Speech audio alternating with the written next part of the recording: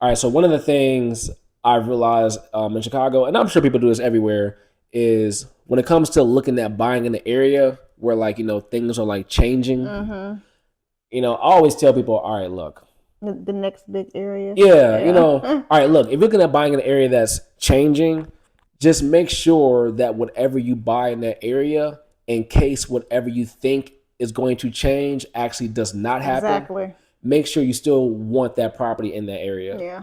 Like one of the things that my dad would always talk to me about is like you don't want to be a don't wanter. Mm-hmm. Like you don't want to buy a property and you thought one thing was gonna happen. Oh man, like this is gonna be the next big area, this and that. Man, they built Up the and coming. yeah, and then you look up 5 years later Still the and same. exactly, and whatever equity you thought you're gonna get, you didn't get, Yeah. and now because the area never really changed, you can't even attract a quality tenant in that Yeah. area. I always look at equity as the cherry on top.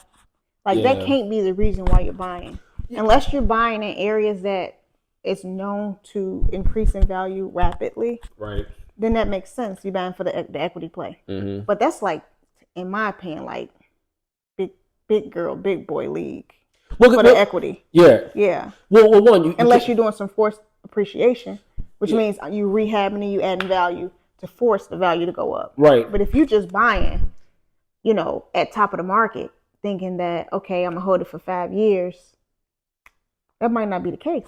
And like, let's be real too. Like, depending on where you're looking at in Chicago, like certain areas are just not going to appreciate like that. Like, it is what it is. Like, the north side is one thing, the south side is something completely Two different, totally different worlds. and then the west side is completely different. Yeah. And then this Even suburb the to east that side suburb, different. So right? yeah, You just know, so yeah, so like you can't compare like the way it's the same, but it's different. Like the way the real estate game may be played in Chicago on the north side, you can play that game on the south side, that's you could. So that's more of an equity play, right? or you do some forced appreciation. Right. Find the ugliest house on the nicest block. Right.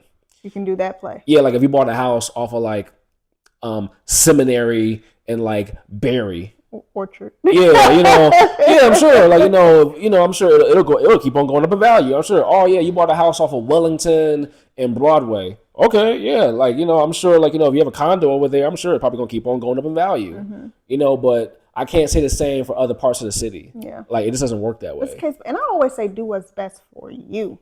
Don't do a deal based upon emotions because you're getting hyped up by somebody telling you this is the next best thing. Mm-hmm. Like you got to do your due diligence. Like Right. you have to do your due diligence, and you have to make sure that you are buying it correctly. Mm-hmm. You've done your homework on the comps, Mm-hmm. and you make sure you're getting a good deal based upon the condition of the property. Right.